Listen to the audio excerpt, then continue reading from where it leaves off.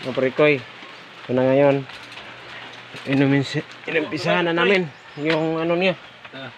Tingnan yung clearance sa uno.